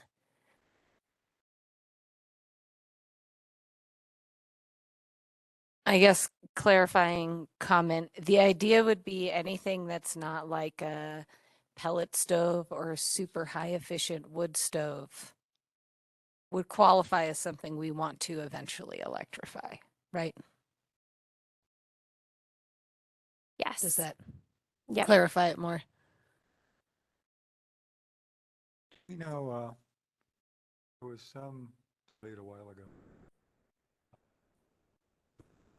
to work at this altitude, this climate. Yeah, I don't have the data, but they unquestionably do. They do. Yes. Yep. Okay. So there's new cold climate heat pumps, and they're being installed in, Gunnison Valley. They're definitely performing where they need to. There might be something where you have a secondary as a backup, but that conversation's really shifted with technology. Yep. I have read there are some communities that are saying all new development will be electric. That is a trend, and that heat pumps are a critical piece of it. There are two kinds of heat pumps. There's the geothermal, go into the ground, usually either a trench or a deep well-like hole. That's kind of new development. The idea of bringing those in for existing houses, which is 95% of what we have, it's not feasible. That's my humble opinion, and studies need to be done. But if you can just imagine what it would be like to be bringing in drilling rigs, say in the town of Nederland, you can't imagine it. It's just impossible. It would be like every home would have to have a gigantic excavation or well dug to have geothermal heat pump. So the other kind of heat pump is air circulating heat pump. Those might be, probably are useful for water heating. I haven't seen any studies that show anything like them air-based could be used for housing. Also, the cost for installing one of these units is big. And there are also some existing code restrictions on size of rooms and ventilation around them. Maybe those could be overcome. So, boy, you talk about pie in the sky. And I've been looking at this issue for a decade. And it's as scary as anything could be because of the inability of buildings to retain enough heat, right the way they are insulated right now under existing code, to be successfully converted over to electric heating. Not only do we not have the grid capacity, which is what Erica's somewhat talking about, that's a huge issue all by itself, and Nederland would be very wise to start paying attention just to that in terms of its future dealings with Excel, who we're stuck with. And we need them as partners for this gigantic transition, and we're going to need huge amounts of electric power coming into Nederland that we do not have right now. Also, the issue of backups. Thank you. It's like it's not feasible right now for people to be thinking about no fossil fuels such as propane or nat gas to heat their homes if there are power outages, which Nederland has regularly because of all these aerial lines that we have. We're not going to be digging these lines into the ground anytime soon, I don't think, between here and down below. So we're stuck with aerial lineage, which is constantly going out. So there's constant outages, and that's just a fact of life. The only way around that then, and this is not just our problem, a lot of places have this problem, will be what's now referred to as the Tesla Powerwall. And there are going to be a lot of new versions of this lithium-based system coming in. You can buy a 13.5 kilowatt hour Powerwall right now for $13,500. I thought that was an interesting correlation of price. But then to install it costs thousands. And you would need an electrical upgrade to your home This is separate from the Excel feed into the town. Every single meter of an existing house in Netherlands is going to have to be upgraded. There's just no way around it. The final piece of this, though, is the scariest to me, and this is what I'm doing on my own home right now. 2 inches of dense foam cladding on the walls and 8 inches on the roof. The entire house, plus triple glazed windows and doors, and various ceiling. And so I'm doing this in my house right now. It's costing a fortune. You could almost build a house. You could build a house some places for what it's going to cost me to do this upgrade to my existing house. All right, so when I think about Netherlands, 800 buildings here, 800 buildings. Every single one of them is going to need to be upgraded the way I just described. There is no way to convert it. The numbers will not crunch. So I'll stop right there. I just wanted to put this out there as something. This is the elephant in the room in terms of what you might call big sustainability. This is really it. Even EV vehicles pale comparison to this when you start to think about the kilowatt hours involved. So I'm thrilled to hear that this is starting to be discussed at this level. And once again, I also feel that tiny Netherlands is ahead of the curve. We are having discussions right now that are important to have, and I'm thrilled about that. Yeah, I share your concerns, Larry. At the same time, there are things you are doing that's greatly going to improve your home, both its livability, comfort, and energy efficiency. And the county has a program. They will come and do an energy assessment. Is that still ongoing? Yes, it is going to be part of the mailer. We're doing another free round of home energy assessments for residents. So if you want to have your home assessed for energy efficiency, it can be done for next to nothing. $50? Some of it's free. It's going to be free. It's not free. It's $50 now. $50, which will save you thousands of dollars. I had this done years ago. So you get your insulation upgraded, better window coverings if you don't want to replace your windows. I've already got double pane. So there are little things you can do for a few $1,000s. Mm-hmm. Get tax rebates for doing it. And then if you have US solar, and all of a sudden your electricity is solar, get some space heaters. There's some highly efficient space heaters now you can use in your home. Use that solar electric you're getting from US solar and use less natural gas, which, by the way, Excel is increasing the price by 54% Mm-hmm. on natural gas. Mm-hmm. And I've heard propane has gone up as well. So there are little things we can all do to use less gas, make our homes more efficient, make our places we live more comfortable as well in the process.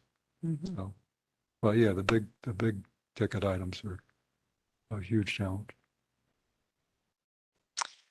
Yeah, and I think also as we shift the demand on the electric grid, the Excel is going to have to respond. I mean, as more and more EVs come online, as more and more EV chargers come online, as more and more people are building their houses to be both electrified, even if they're using natural gas for the time being, they're building it at least to be electrified. As those switch over, Excel is going to have to play ball, and they're going to have to upgrade their equipment and do what they need to do.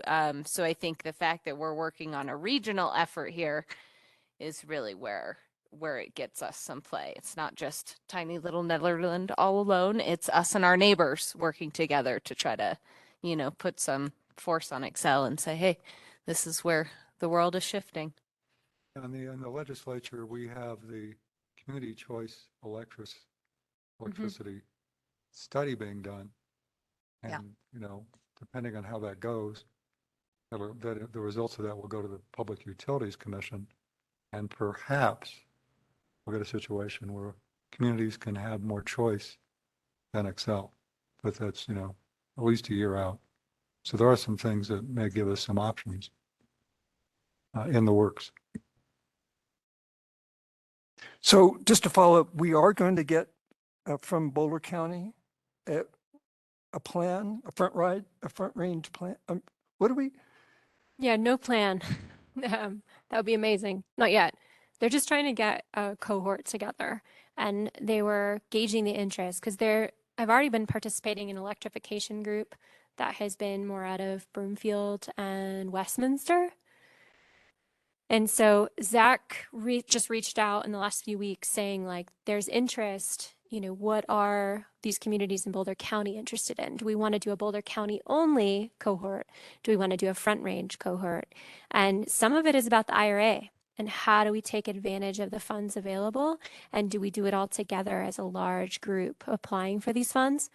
And one thing to add is there's some really interesting heat pump projects out there where, and I don't know much about this, it's just kind of vaguely been mentioned to me, but where municipalities are actually putting in heat pumps that are then being dispersed to multiple buildings or multiple residential units, and they're actually becoming kind of a utility provider in that way. You mean geothermal? Geothermal. Yeah. So there's new technologies and new ways that are coming online and are being experimented with around the country. And so I think we're kind of at this tip of the iceberg as far as being able to then learn from these pioneers that have the resources to invest. What IRA monies are we talking about? That's the Inflation Yeah, Reduction Act. but what would those be? I mean, exactly. There's so much. but- I don't know specifically which Well- grants that we would target, but there's a lot for heat pumps in specific. Well, something that Nederland could, Potentially, yeah. well, I'm getting excited. So you're saying there's money. There's money for heat pumps. There's a lot of money for heat pumps in the IRA.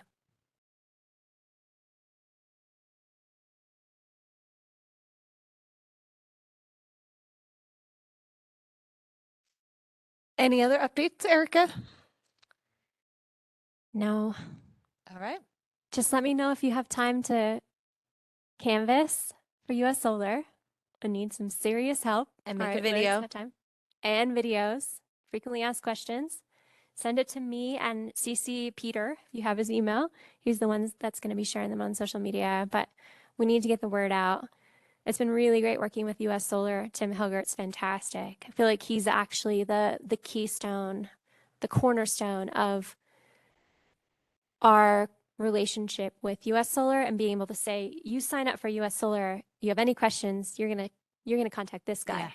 Yeah. He's going to get your email. He'll call you back if you have additional questions. That's it. Thanks, you guys. Awesome.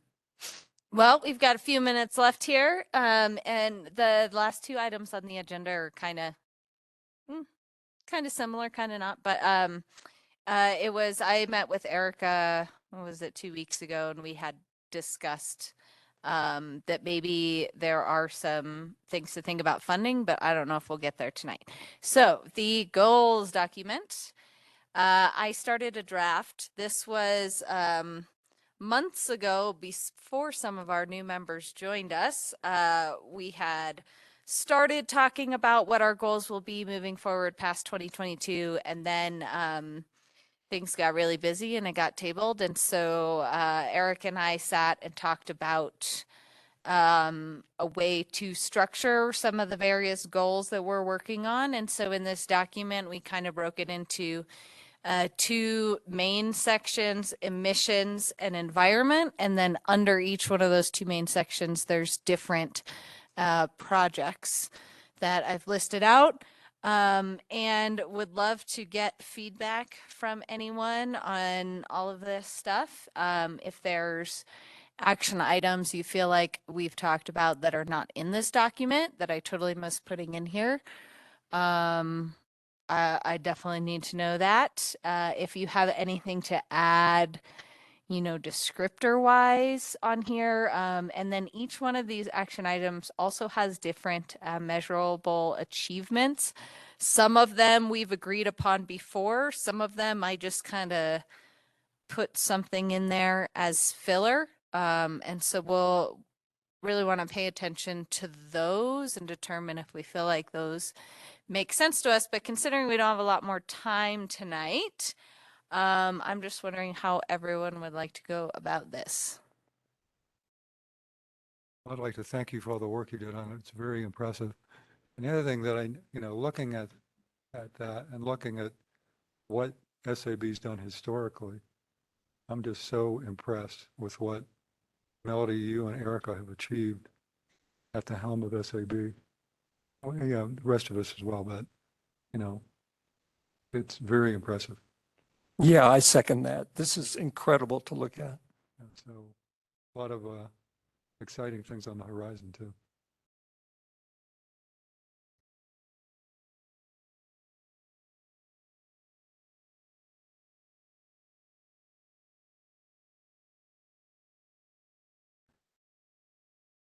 The one challenge for me would be prioritizing. It seems like that's going to be needed. But my problem would be I wouldn't know where to begin to prioritize. Every single thing here looks fantastic. But thank you, Melody, for putting this together. And thank you, Erica. The two of you over the years on this board, I mean, it's just amazing.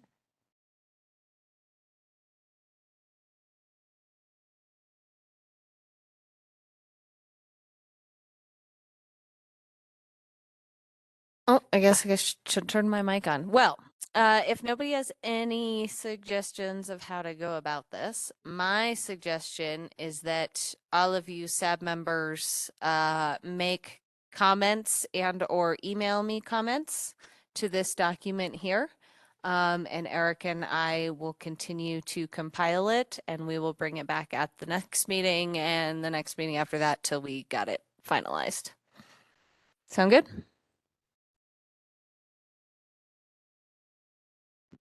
Good plan. Yep. All right. On this funding piece, Erica, was there anything you wanted to touch on before we adjourn the meeting? Well, I think Miranda touched on it earlier. How do we solidify funds for sustainability? Mm-hmm. And I think there's a lot of opportunity. So we talked about lots of different options, but right now we're not charging for our level 2 EV chargers. And I think that needs to change. And I think that's going to change at the county level.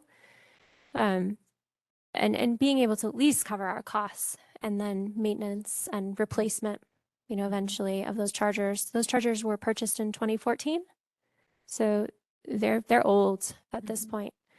And then with this new DC fast chargers as well, being able to cover and potentially have a revenue source there. And that could be strictly EV use. I think it probably should. But I think there's more opportunities for that.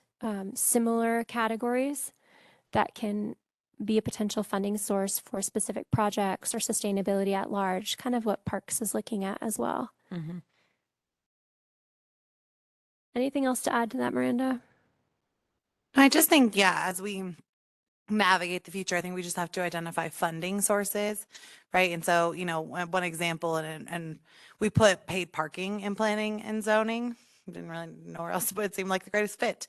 And so that's, an example. It doesn't mean that that's where the funds go, but if that program takes off, there's another opportunity. And so I think it's just a matter of, like parks, starting to build that structure behind how sustainability can fund itself within the department. And I think ultimately, Parks is going to have its own fund, right? Parks is going to be a fund, like Streets is going to be a fund. And Yeah. maybe someday sustainability becomes its own fund that has its own funding stream to offset those expenses. And not every expenditure for Parks and Streets are in those funds, but things that are important, like zero waste efforts, would belong in a sustainability fund. And I could see that being a future. But again, it kind of all goes back to having that person embedded who can really drive that process forward. Yeah, well, and I think another part of it, at least, from my viewpoint, has always been we eventually want to free up that $15,000 match too, because that is our designated government sustainability funding, really. And we've been using it to fund a coordinator because we so desperately need that position. But All right. Does anybody have any other business? I had one last thing. So I believe the plan right now is to bring the solar ordinance to the BOT on December 20th. So if anyone is available for that meeting, that would be really helpful. I know it's been a while since we've had that conversation, but the plan right now is for me to bring that to the BOT. So, and what I'm talked with Miranda about is really just bringing, what was the BZA's feedback? What was the Planning Commission's feedback? What did SAP say? And being able to give them all that information, and they can make that decision themselves moving forward. So is anyone really excited to be there on the 20th? I could come. I attended the early meetings that developed this. I'd be happy to come. Perfect. Thanks, Larry. I can be online for it. Perfect. Thanks, Melody. Okay. And Mayor Billy was on the subcommittee, so hopefully he can also educate people about what we talked about. Yeah, and Karen was as well. Yeah. So, yeah. Yeah, that's Oh. right. Solar garden thing or? No, this is for a solar ordinance update. Oh, okay. Got it. Yeah. Yeah, there was a subcommittee that met for a handful of months to talk about, what makes the most sense. And then Cynthia really was leading the group. And so she brought it to all of the boards for feedback. And it's really connected to our Soul Smart designation, and it will help us get to silver. We're at bronze right now. And then really just being more solar friendly, which is what we want to be. It's actually a big deal because of the Soul Smart designation. I remember there was a hang up on the height, and Billy cared a lot about that, and I did too. It seemed like a small thing, but it's one of those things where, and Cynthia was weighing in heavily coming from a builder's perspective. So I guess this is not the plan, but I'm just wondering, do you know, did that get? Yeah, so what I remember, and Miranda probably knows better, is each board had different things that they were concerned about. So I don't think the height was as big of a deal for, was it BZA? Yeah, the BZA talked a bit about it, but didn't end up making any formal recommendations or anything. It was just a conversation. Yeah, Planning Commission was concerned, and then SAB decided to just move it forward as it was, But right? Planning Commission said no, right? That's what I'm recalling. Yes. Right. Yeah, so my task between now and the 20th is to go back through, because those meetings are recorded, so we can actually see that conversation again and kind of refresh our memory on what was the feedback, who had the feedback, how was it framed, so we can really go in with all of our ducks in a row. I mean, it's hard to see if the Planning Commission says no. It's hard to see just ignoring them and going, oh, never mind. I mean, I don't see how that works, frankly. It happened. Well, but when It you does. have a planning commission that says no, and a sustainability board that says yes, and a BZA that says I don't care, right. And the al- that's when you've got wiggle room, and then the board of trustees has to decide, okay, which direction are we going to go? and truly the ultimate authority there is the BZA. While planning commissions, but they're the regulatory authority over any sort of variance from chapter 16. So while planning commission's feedback is always appreciated, it's not there. And so it was interesting for the BZA to just be like, that's fine. They just didn't have a lot to share. So BZA did say yes. I wouldn't say BZA said yesterday. No, they said, thanks for the presentation and keep going is really where that ended. So they didn't say no. Right. Did the solar ordinance subcommittee meetings also get recorded? Because I'm just thinking there was I don't remember if it was the last meeting or the second to last meeting we had. I think it was the last meeting though. Whitney was there and she had some really good points about why we were advocating for the height change. And so I think for you being able to give clarity to people and being able to answer that question, listening to that would probably be helpful too. I'm pretty sure it was the very last subcommittee meeting we had. Okay, that's helpful. And Yeah, I'll did that come invite Whitney, because she was brilliant Yes. at communicating that stuff. Awesome. She works at Namaste, and Did this come before the BOT previously? it has not yet.